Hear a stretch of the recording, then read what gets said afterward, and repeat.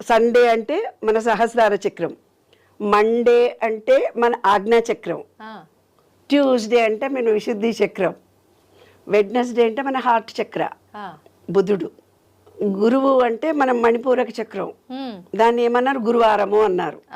శుక్రవారం అంటే మన యూట్రస్, నీళ్ళు ఉండే పార్ట్, మగవాళ్ళకంతే ఆడవాళ్ళకంతే స్వాధిష్టాన చక్రం. అదని చక్రాలని పేరు పెట్టారు కానీ మన వాటర్ ఎనర్జీ పాయింట్. తర్వాత మూలాధారం అనేది భూమి పాయింట్. ఆ Sunday, Monday, Tuesday, Wednesday, Thursday, Friday and Saturday మూలాధారం.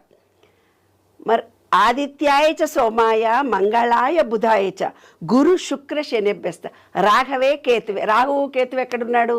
రాహువు అంటే మన తలకాయ కంప్యూటరు, కేతు అంటే మన కాళ్ళు.